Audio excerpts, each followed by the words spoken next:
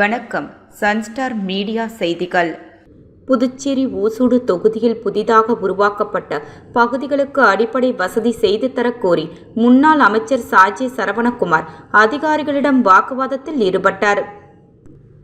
பாண்டிச்சேரி இந்தியாவின் முன்னணி காலனி தயாரிப்பு நிறுவனமான இந்தியா விகேசி இன்று தங்களது புதிய கிளையை பாண்டிச்சேரியில் துவங்கியுள்ளது. புதுச்சேரி தவளக்குப்பம் நேஷனல் ஆங்கில உயர்நிலைப் பள்ளியில் மாணவர் தின விழா கொண்டாடப்பட்டது.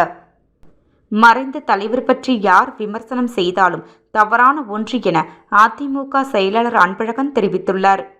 இனி விரிவான செய்திகள். புதுச்சேரி ஓசூடு தொகுதியில் புதிதாக உருவாக்கப்பட்ட பகுதிகளுக்கு அடிப்படை வசதி செய்து தரக் கோரி முன்னாள் அமைச்சர் சாஜே சரவணகுமார் அதிகாரிகளிடம் வாக்குவாதத்தில் ஈடுபட்டார்.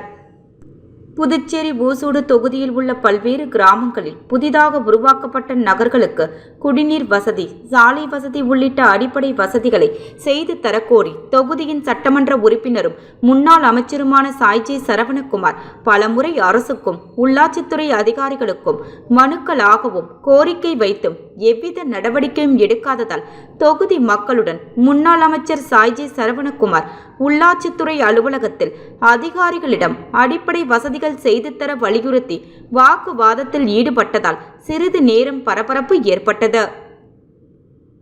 கிறிஸ்து பொறியியல் மற்றும் தொழில்நுட்ப கல்லூரியில் இஸ்லாம் உடற்பயிற்சி கூடம் திறப்பு விழா நடைபெற்றது. புதுச்சேரி மாநிலம் மூலக்குளத்தில் இயங்கி வரும் கிறிஸ்து பொறியியல் மற்றும் தொழில்நுட்ப கல்லூரியில் இஸ்லாம் உடற்பயிற்சி கூடம் திறப்பு விழாவானது கல்லூரி வளாகத்தில் மிக சிறப்பாக நடைபெற்றது. விழாவின் தலைமை விருந்தினர்களாக புதுச்சேரி மாநிலத்தின் சபாநாயகர் ஏம்பலம் செல்வம், உள்துறை அமைச்சர் நமச்சிவாயம் அவர்கள், முன்னாள் அமைச்சர் மற்றும் சட்டமன்ற உறுப்பினருமான கே சாய்ஜே சரவணகுமார், உழவர்கரை சட்டமன்ற உறுப்பினர் சிவசங்கர், சாம்பால் கல்வி அறக்கட்டளை மற்றும் பால்சன்ஸ் குழுமத்தின் மேலாண் இயக்குனர் முனைவர் சாம்பால் ஆகியோர் கலந்து கொண்டு விழாவினை சிறப்பித்தனர். கிறிஸ்து பொறியியல் மற்றும் தொழில்நுட்ப கல்லூரியின் முதல்வர் முனைவர் சிவக்குமார், சாம்பால் கல்வி அறக்கட்டளை குழுமத்தின் இயக்குனர் குமரவேல் மற்றும் நிர்வாக அதிகாரி சுப்பிரமணியம் ஆகியோர் கலந்து கொண்டு சிறப்பித்தனர். நோயற்ற வாழ்வே குறைவற்ற செல்வம் எனும் வாழ்வியல் கடைபிடிக்க ஒவ்வொருவரும் உடற்பயிற்சி முறையினை வேண்டியதன் கட்டாயத்தினை வலியுறுத்தினர். பாண்டிச்சேரி இந்தியாவின் முன்னணி காலனி தயாரிப்பு நிறுவனமான இந்தியா விகேசி இன்று தங்களது புதிய கிளையை பாண்டிச்சேரியில் துவங்கியுள்ளது. கடந்த ஆண்டு கேரளாவில் திறக்கப்பட்ட முதல் மிகப்பெரிய விகேசி விற்பனை நிலையத்திற்கு பிறகு இது இந்தியாவின் இரண்டாவது மிகப்பெரிய விகேசி விற்பனை நிலையமாகும். இது விகேசி பிரைட், விகேசி டெபான், டெபாக்கோ, குட் ஸ்பாட், எவிக்ஷோ மற்றும் ஜமாக்கோ போன்ற பல முன்னணி பிராண்டுகளை கொண்டுள்ளது. இப்புதிய கிளை ஆண்கள், பெண்கள் மற்றும் குழந்தைகளுக்கான பல்வேறு தயாரிப்புகளை வழங்கும். பாண்டிச்சேரி ஹெரிடேஜ் டவுனில் உள்ள மகாத்மா காந்தி சாலையில் அமைந்துள்ள இந்த கடையின் திறப்பு விழாவை இந்தியா விகேசி இயக்குநர்கள் திரு வி ரஃபிக் மற்றும் திரு பாபு ஆகியோர் முன்னிலையில் இந்தியா விகேசியின் தலைவர் திரு விகேசி மமது கொயா திறந்து வைத்தார். துவக்க விழாவில் பேசிய இந்தியாவின் விகேசியின் தலைவர் திரு விகேசி மமது கொயா கூறுகையில், இந்தியா மற்றும் பிரெஞ்சு கலாச்சாரத்தின் துடிப்பான கலவையை பிரதிநிதித்துவப்படுத்தும் இந்த தனித்துவமான யூனியன் பிரதேச மக்களுக்கு எங்கள் சேவைகளை அளிக்க ஆர்வமுடன் உள்ளோம்.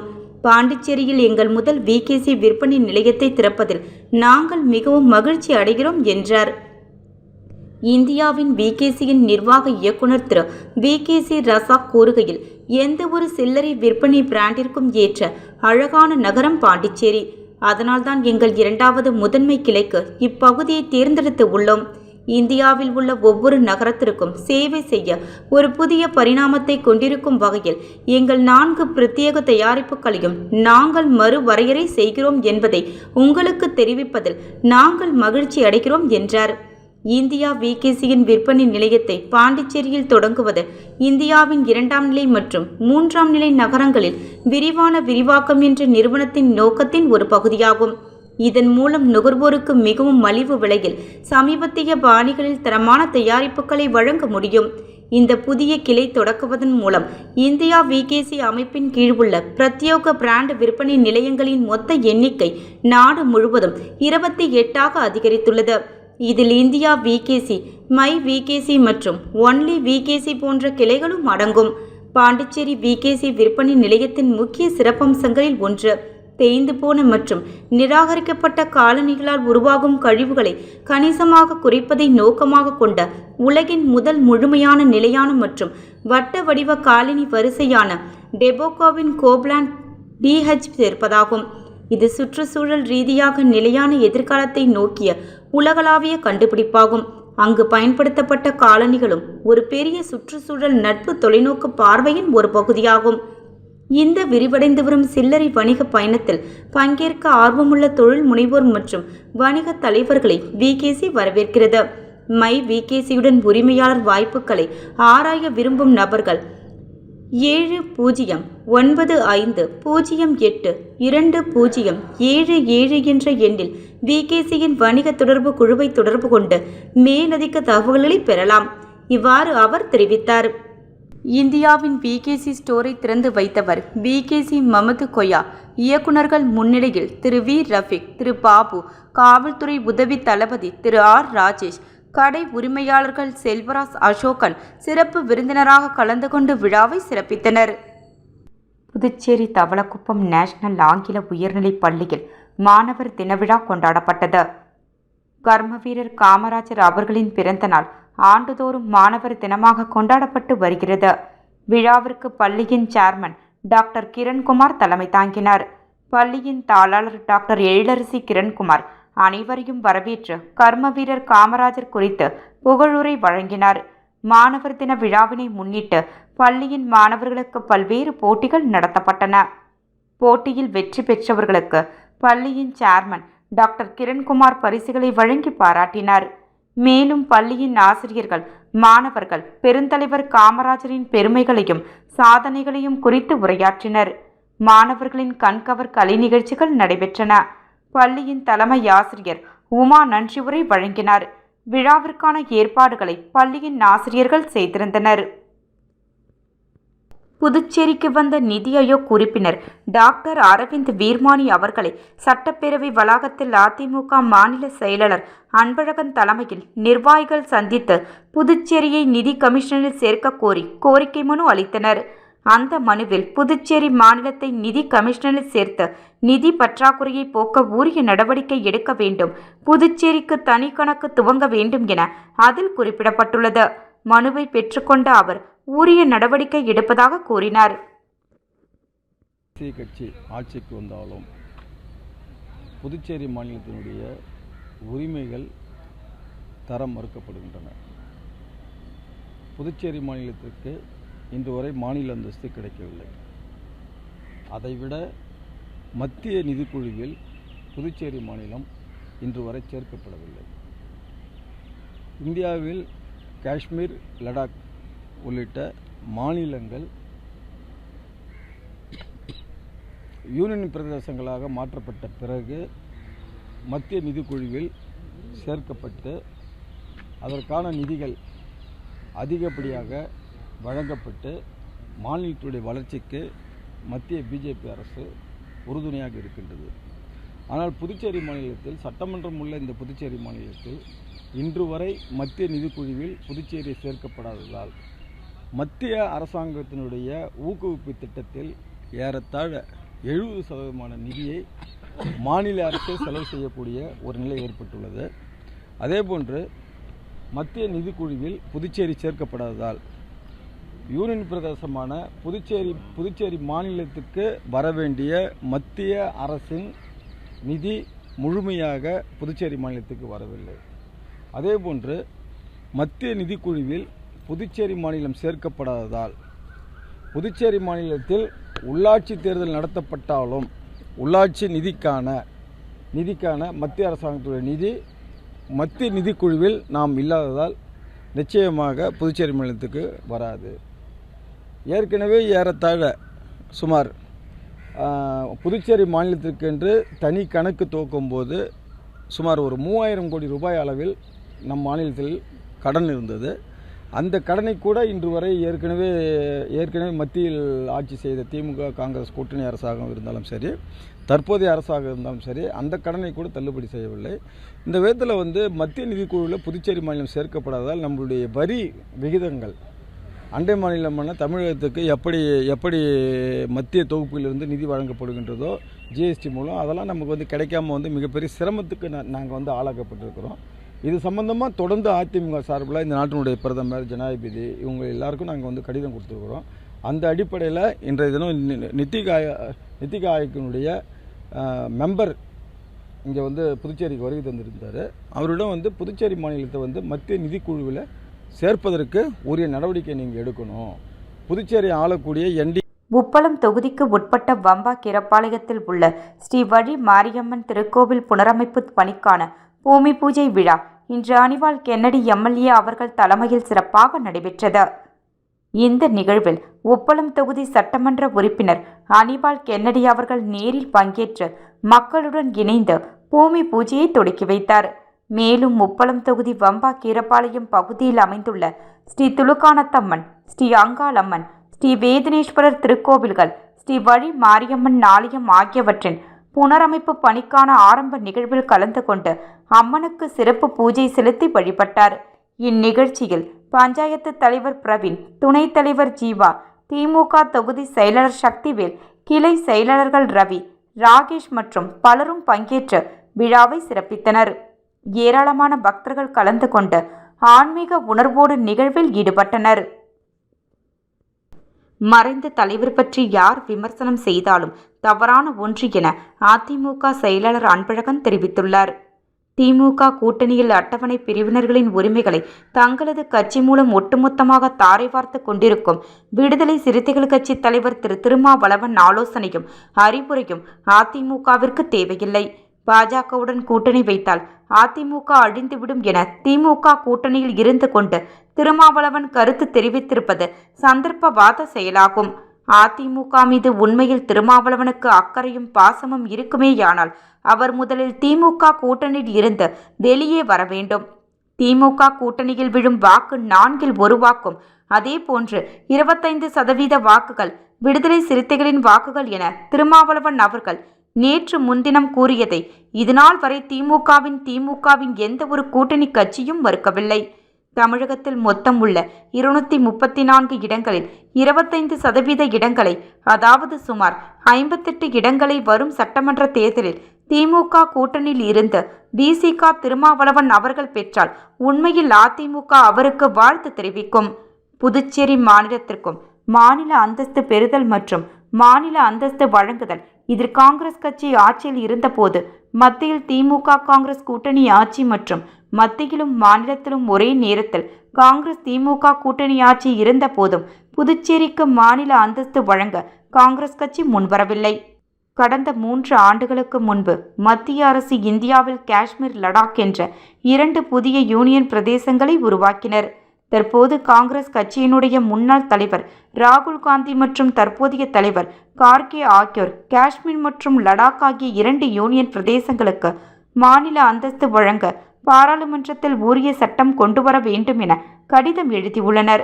ஆனால் காங்கிரஸ் கட்சியை பலமுறை ஆட்சிக்கட்டில் அமர வைத்த புதுச்சேரி யூனியன் பிரதேசத்திற்கு மாநில அந்தஸ்து வழங்க வேண்டும் என எந்த சூழ்நிலையிலும் காங்கிரஸ் கட்சியின் முன்னாள் தலைவர் ராகுல் மற்றும் தற்போது தலைவர் கார்கே ஆகிய இருவரும் பிரதமரை வலியுறுத்தாத அவர்களின் சந்தர்ப்பவாத அரசியலை காட்டுகிறது. எனவே காங்கிரஸ் கட்சிக்கு புதுச்சேரியின் மாநில அந்தஸ்து பற்றி பேச எந்த தகுதியும் இல்லை என மக்கள் புரிந்து கொள்ள வேண்டும். மறைந்த தலைவர் பற்றி யார் விமர்சனம் செய்தாலும் தவறான ஒன்று.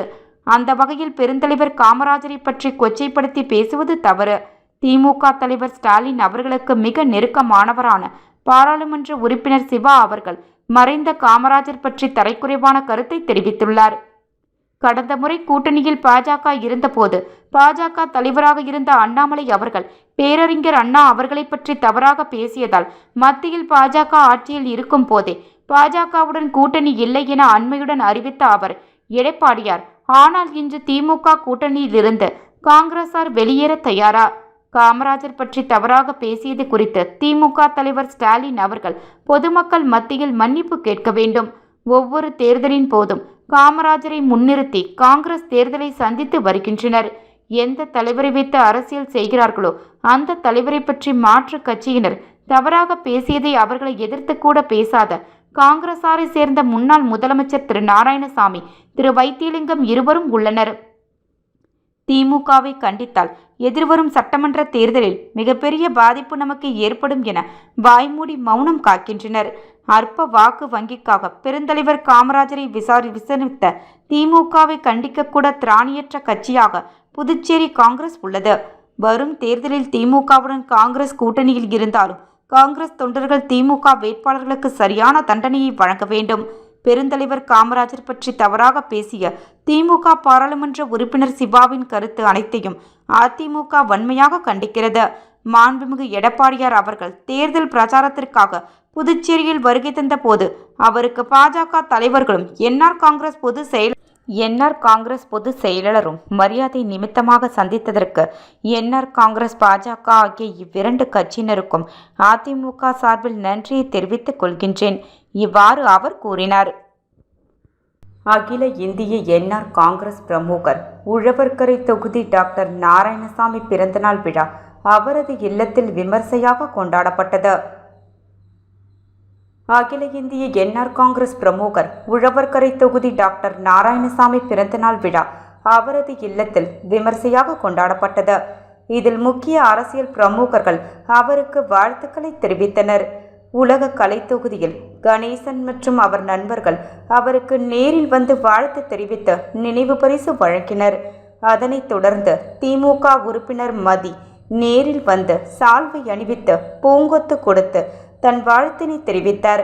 இதனைத் தொடர்ந்து முதல்வர், அமைச்சர் பெருமக்கள், எம்எல்ஏக்கள், எதிர்க்கட்சி தலைவர்கள், நண்பர்கள், உறவினர்கள் என பலர் வாழ்த்தினை தெரிவித்தனர்.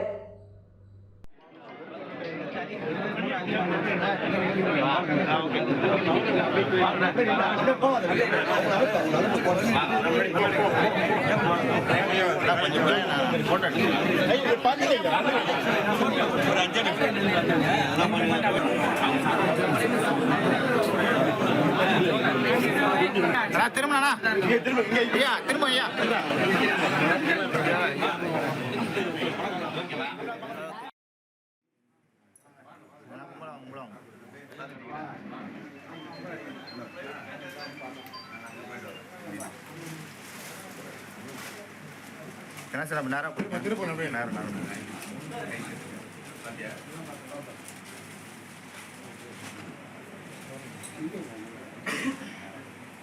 அண்ணா திரும்புண்ணா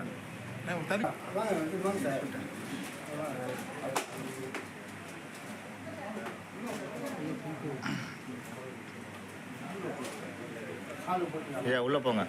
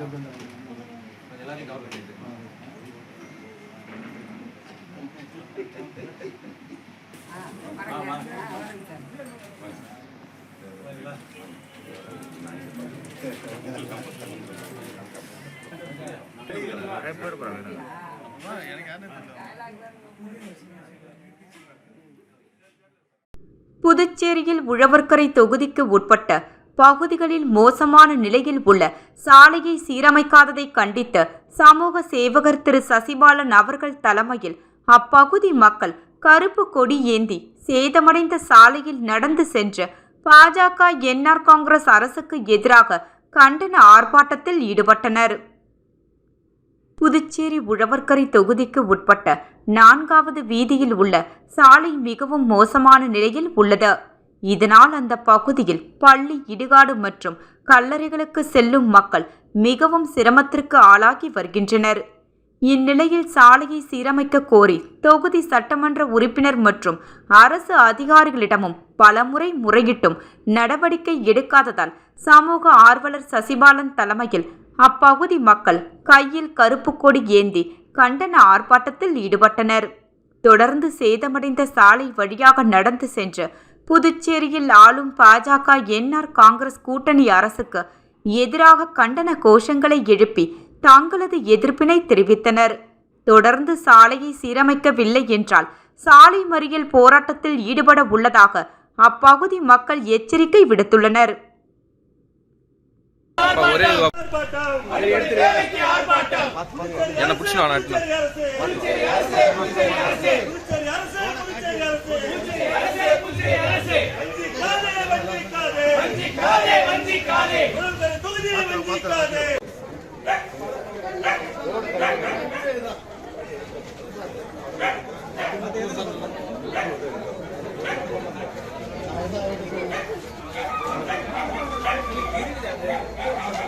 மீண்டும் தலைப்புச் செய்திகள்.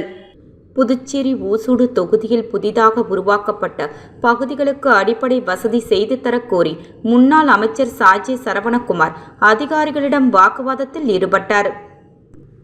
பாண்டிச்சேரி இந்தியாவின் முன்னணி காலனி தயாரிப்பு நிறுவனமான இந்தியா விகேசி இன்று தங்களது புதிய கிளையை பாண்டிச்சேரியில் துவங்கியுள்ளது. புதுச்சேரி தவளக்குப்பம் நேஷனல் ஆங்கில உயர்நிலைப் பள்ளியில் மாணவர் தின விழா கொண்டாடப்பட்டது. மறைந்த தலைவர் பற்றி யார் விமர்சனம் செய்தாலும் தவறான ஒன்று என அதிமுக செயலாளர் அன்பழகன் தெரிவித்துள்ளார். செய்திகள் நிறைவடைந்தன. நன்றி, வணக்கம்.